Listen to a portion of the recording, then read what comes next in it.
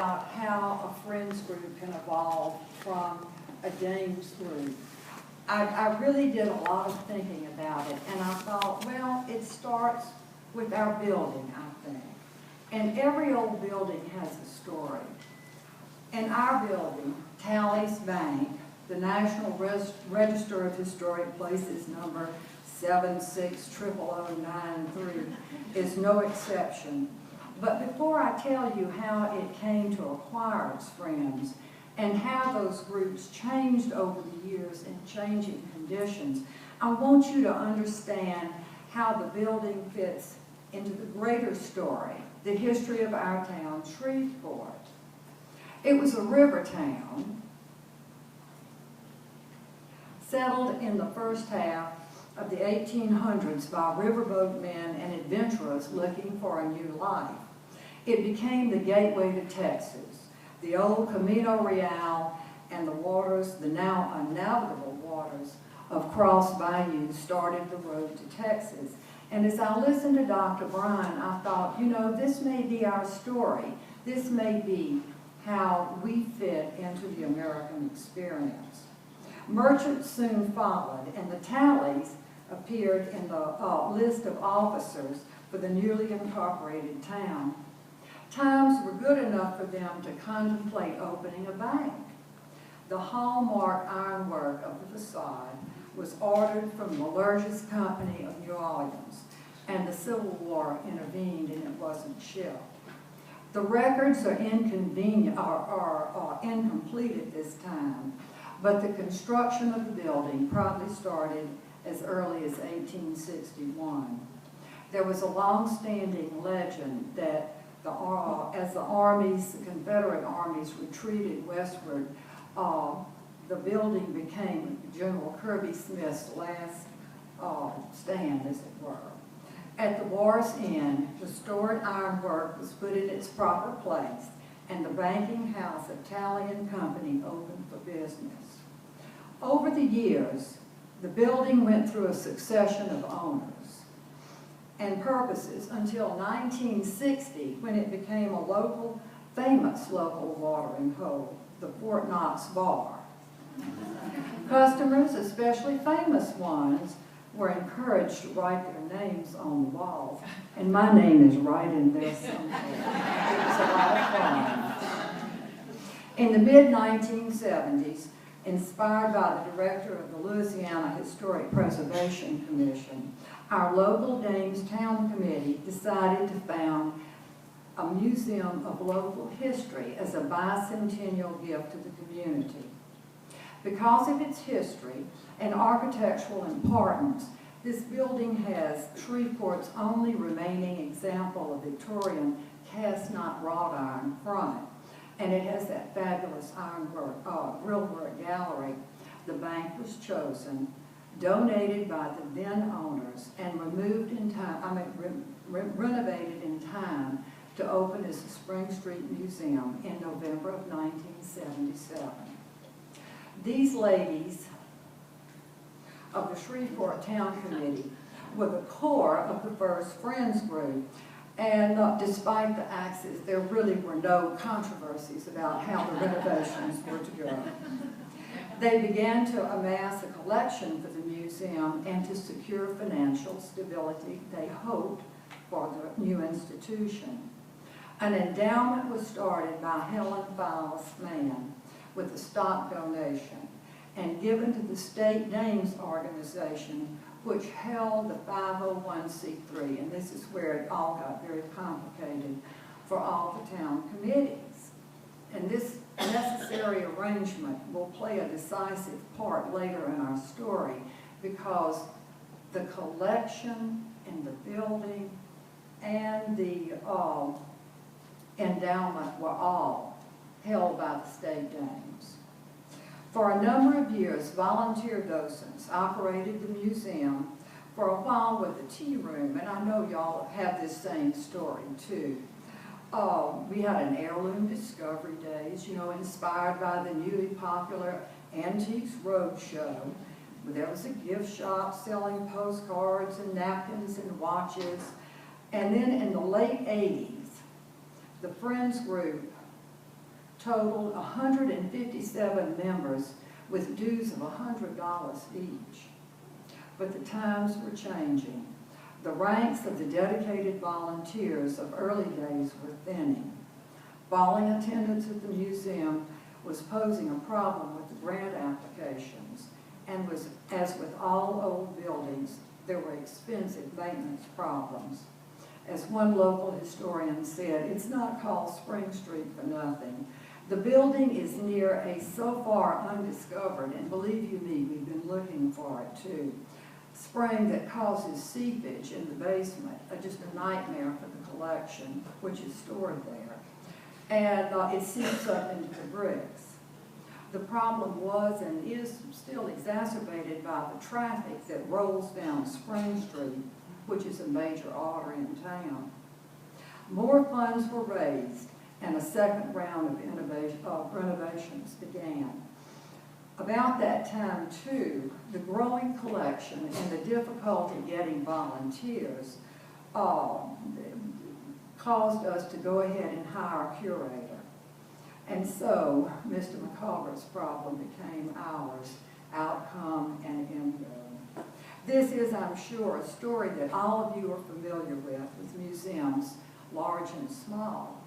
It kind of reminds me of the joke about the young man who inherited the family farm, and when asked what he was going to do, he said, well, I'll just keep on farming until the money runs out. And that's kind of where we were. As the millennium approached, it became apparent that the Shreveport Town Committee, which was really the core of a Friends group, would soon be unable to support the museum. In 2001, Friends membership numbered 135, and the income from that was only about $7,000. The museum was open now only part-time and running at a big deficit. The state names realized quite rightly that the possibility was that as the holder of the 501c3 and legal owner of the building, they would become liable for the museum. So they urged the town committee to take some action. Our financial advisor told us that we had to do something about it. The money was running out. With other options closed, we decided to investigate the possibility of donating the building to the state of Louisiana's museum system. And at that time, it seemed the best option. The state has two museum systems. Don't ask, it's Louisiana politics. And supposedly run by professionals in good times when the state is able to hire them. One of the systems is under the Secretary of State, and it has a presence already in Shreveport with the Louisiana State Exhibit Museum, and that seemed the logical way to go. So the creation of a new identity for the museum began. Excuse me. The process of donation to the state was lengthy and very complicated, but we had and needed good legal advice. First, the original act of donation of the building had to be amended. And then we had to contact all of the original owners and get them to sign off on it. And fortunately, they did. Next, with the help of our legislators, an enabling act was passed in the state legislature so the building could be accepted by the state. In that bill, it was specified that the collection would remain the property of the Dames. We had seen other collections at other museums being dispersed, amongst the museums in other systems. And we felt that our collection was a part of our identity and it needed to stay intact at the museum. So the Shreveport Town Committee, with the approval and support, and we couldn't have done it without them, of the state Dames, commissioned a study by Tamara Carboni. She was the retired director of the Louisiana Museum System in New Orleans, the one headquartered at the Cabildo. And I just can't tell you how much that assessment helped us in focusing on all phases of the museum's activities and getting us to think about what we needed to do. We still use that guide we still use that report as a guide. Now remember, we're a small museum, never heavily staffed, and our direction and really our operations are determined by volunteers. So Tamara's recommendations are specific to our situation, but here's a summary of the recommendations pertaining to Friends groups. A new and clear mission statement. I think we've heard mission statement and strategic planning all day, but she said that we needed to develop that, and it needed to be done by staff with the help of the volunteers. We did this in 2010. The Friends of the Museum, she recommended, should obtain a separate 501c3 and then develop their own mission statement and plan. At this point in the town, the identity of the museum was so tied to the colonial dames, it was necessary to broaden our support in the community. So we reached out to several key experienced volunteers and gave them leadership in the Friends organization. I really recommend retired educators, chairmen of successful fundraisers who don't have anything to do anymore, to pull them in and approach them and give them a specific task as you organize a Friends group. Fundraising is right now the main concern of our Friends group. They alternate two signature fundraising events designed to raise awareness in the community. Whoops, oh, this is the Friends plan that she wrote for us. And this is Tablescapes, which is the glamour event with designers and shop owners showcasing holiday ideas. This is always a sellout luncheon. And then the educational event is a lecture series held, whoops, that one didn't come across, held on alternate years. And here's the schedule, if you can see it. It focuses on regional and local themes, and it's been a big success too. Tamara also suggested that the Dames and Friends together develop an accessions committee with a collecting plan and a deaccessioning process. This has been done, and it's given the staff cover, if you will, to clean up the collection, and there were a lot of things in it that needed to go. Tamara's most challenging suggestion was that in its strategic planning, the Friends group consider establishing a foundation. In a visit with our active and knowledgeable community foundation director, she stated that an endowment of about $2.5 million would be needed to bring in, we would hope, operating expenses of about $100,000 a year, and we've never had the luxury of that, but it is a goal to work toward. So instead of doing that, the Dames have taken the existing endowment, the Helen Mann money, and slowly and safely with good advice, but far from large, it is growing, and we've created the Helen Mann Memorial Fund Committee, and it too has its own 501c3. And it is, the committee consists of 3 Dames who are appointed by the town committee chairman, and they serve on a rotating basis, on a staggered basis. So there's always an institutional memory there. Before any disbursement of funds can be made, the committee votes yes for a project and then presents it to the group as a whole, to the town committee. So there's that safety valve there. Now you may well ask, what about the state of Louisiana? You know, what have they been doing? Cutbacks in funding have been really severe and have affected museum personnel at the state and the local level. But the structure set up by this process is still in place, we hope, for the day that things get better. What we did when we put this together was to ensure that the Dames would always have some influence over the museum. So here's the structure.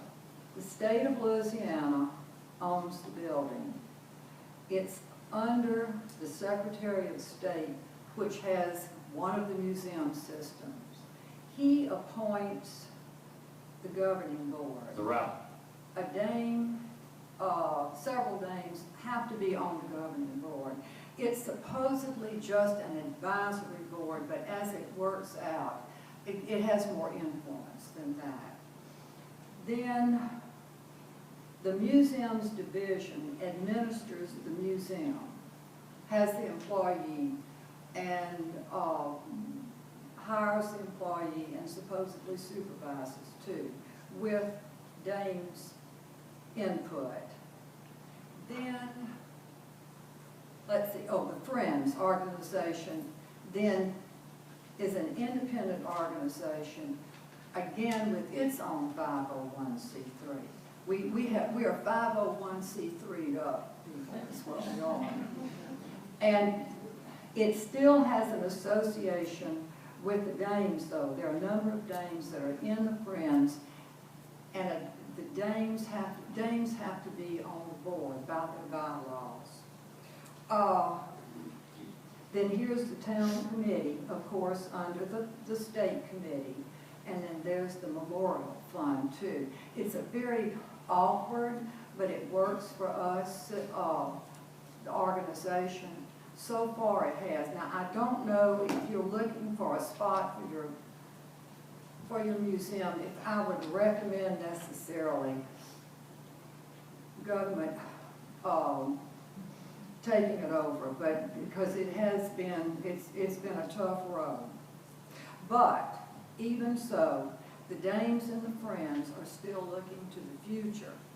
Our staff has been reduced by the state to one part-time worker with no museum background, and the exterior of the building is in need of repair. But the volunteers, we the volunteers, have raised some money through grants for a new permanent exhibit in the building. We want to showcase our collection, and we want to tell the story of our community. The time period will go from the period of early exploration through the oil industry coming into Shreveport. You know, the wildcatters brought us into the 20th century. And we're working with the school system so that the exhibit will coordinate with the social studies curriculum. We visited all of our legislators so that they can understand the role the museum can play in revitalizing downtown, right there, and also attracting tourists to the historic district, as well as teaching our young and old about how we came to be as a community.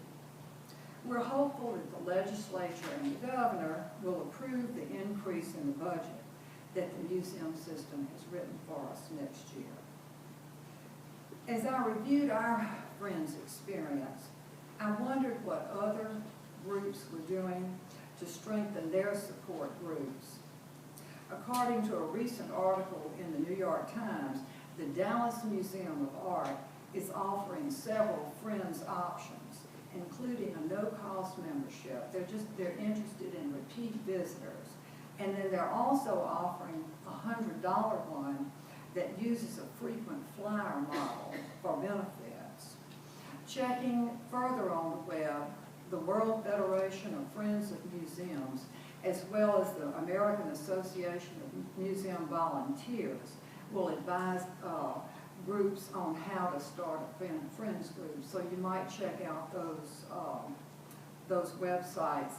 And then also I found this website, museum.meetup.com.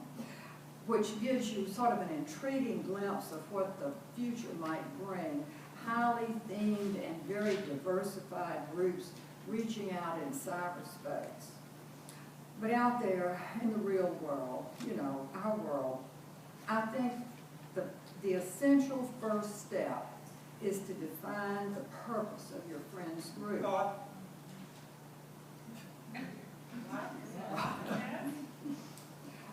As I say, the purpose of the friends group. Is it fundraising? Because it's a volunteer, not a draft item. Oh. Volunteers, because they're all volunteers who showed up.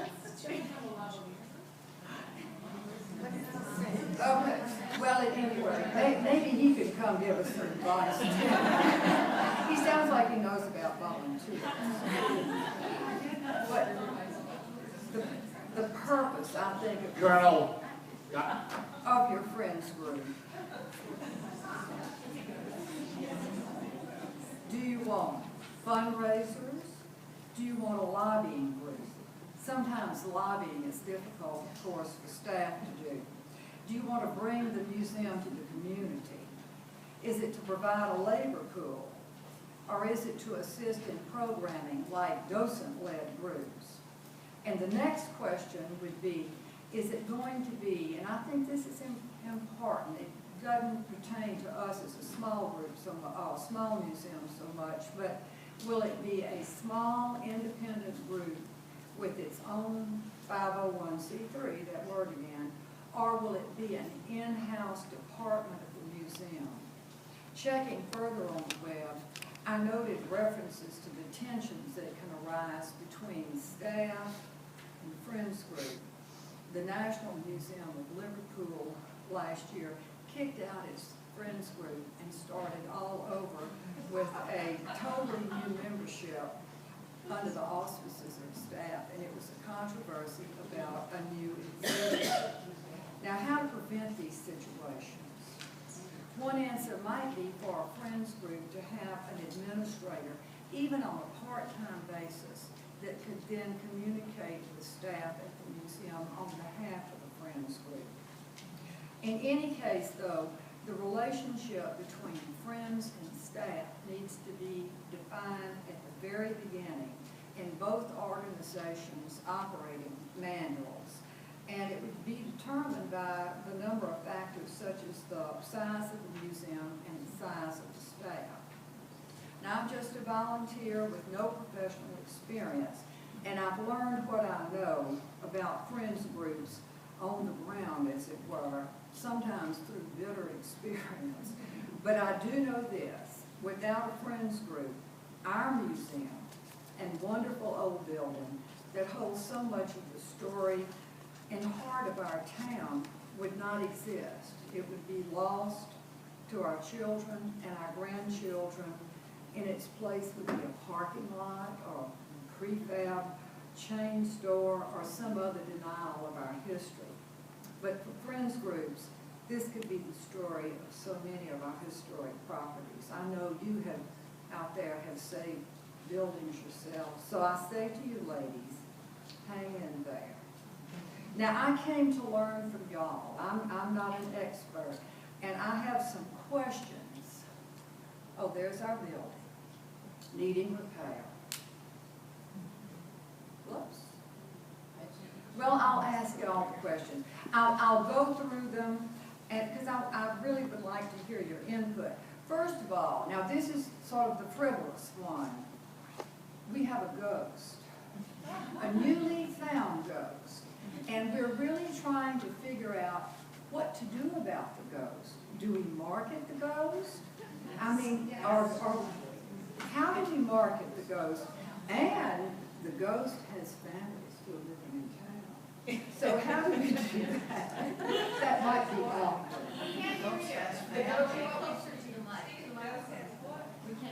Oh, I said, the ghost still has family living in town.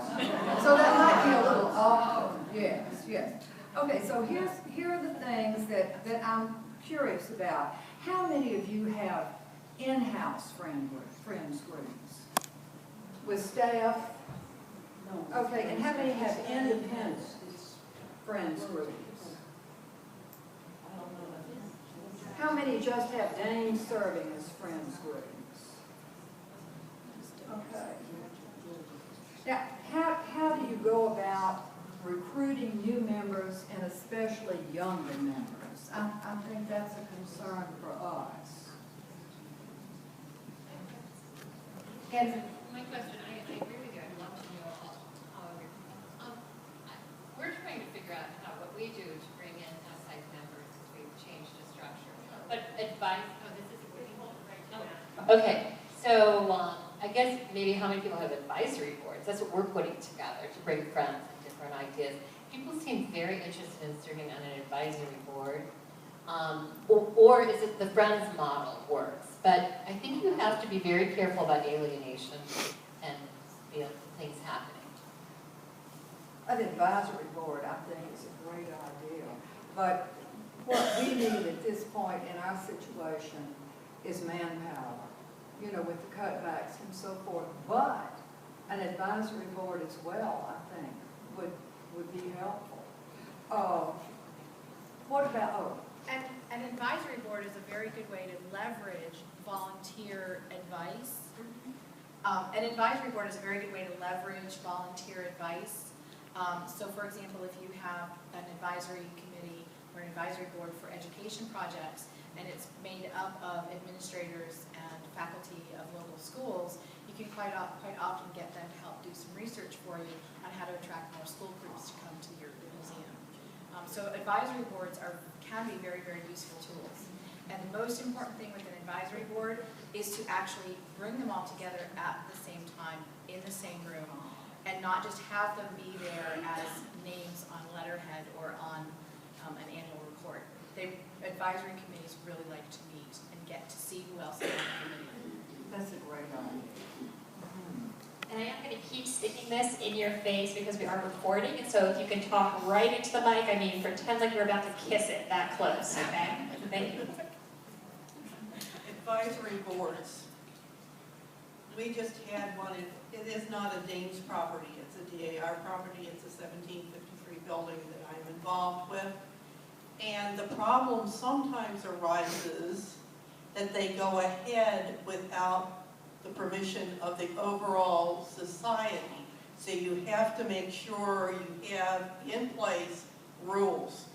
I just finished putting down an insurrection on putting in something that would not be allowed by the Maryland Historic Trust. They wanted to take the back end of the building and turn it into an area where people who need wheelchairs, etc., could come in. Well, the Maryland Historic Trust will not allow us to alter the outside of the building. So you do have to be careful.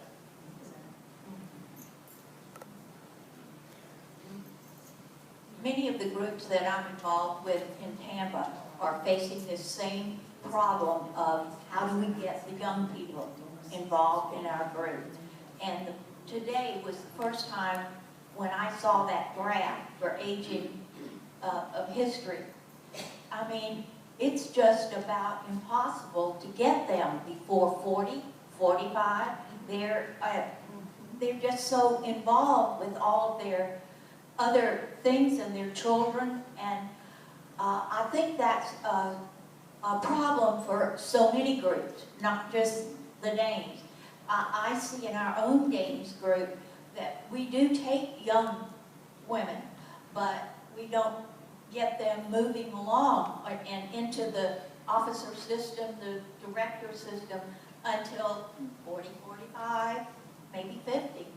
So, Do you think, could the web be, now I'm the last person in the world to make a suggestion about the web because I'm incompetent with the web.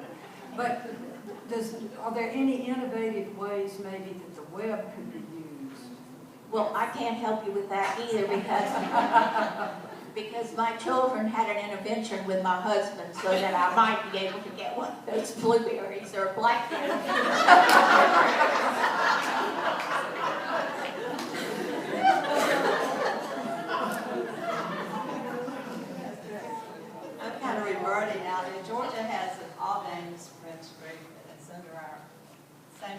163, but we entice members with a cocktail party at one of the meetings every year and a tour of the house. And then we've also recently, there's a painting of Mary Lowe in England that we found out about, and we sent out a postcard, saying it was time for us to get new members and ask everybody to help us bring Mary home because she's going to be auctioned off November 17th, and we got an amazing response. The money has been coming in rapidly, which is wonderful. But I think if you give them a purpose, maybe for joining also, it helps. And a task, A too. task, yeah, a task. I have a question for Georgia. I presented to the Virginia group the idea that you could have an all Dames Friends group. And they said, why in the world would we join the Friends group when we're already Dames? That's what we ran. No, but I don't know, I guess they like coming to the cocktail party, and I guess you have certain members who really want to help preserve. Well, I think there are certain members that are interested in certain members have an interest in the house and might be willing to pay dues into a Friends group as well as their other dues, but I don't, that was the main reaction to it, was it? They said, why would I do that? We use peer pressure. Friend is sort of the icing on the cake. The money that we receive from Friends can do things that our operational funds don't go for. So it's. Yeah, I realize that it's a way of raising money. Our Friends group, raises the money for educational programming and exhibits, and it's going into this new permanent exhibit that we're having designed with all sorts of, interactive things. So they're important. At Dunbarton House, we come up against some of the same thing that Eva just mentioned. We have a Friends program, which is really an annual fund in any other nonprofit or museum. If you are a friend of Dunbarton House, you are a Dame who generously gives a contribution, and we ask you for one every year. It's an annual fund, an annual fundraising campaign. And then we have museum members, which is similar to what a lot of you all have that are Friends groups, kind of geared toward non-Dames. And it is very specifically for non-Dames. It's for folks to get involved in museum activities who are not Dames. As a Dame, you already receive all the perks that our museum members get. So we would gladly accept your donation, but we wouldn't accept a museum membership from you unless you wanted to buy one for a friend or someone in the neighborhood, who's not a Dame who might want to participate. So we do even kind of separate it that way. Yeah, I kind of like that idea of museum members, because at the moment, our Friends group is composed completely of people who visit the museum and take an interest in it. So museum membership, that would really be a more descriptive term. Here's the list of questions that I had for y'all to think about, and I think the collection. Do y'all have problems with your collection? Do the Dames own your collections? Who maintains your collections? How do you administer your collections? Does anybody have anything about their collection? We own it. We own it. Okay. It's going. Mount Clair, the Dames own the collection. The house is owned by the city of Baltimore, but we own the collection and we have to maintain it. And our friends are the ones that give us the money. The Dames do not.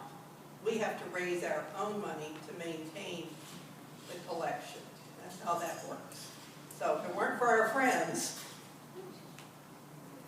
I think sort of the care and maintenance of Friends can be a tricky thing, but I can tell you they're well worth it, because without them, we couldn't do it, ladies. We couldn't do it.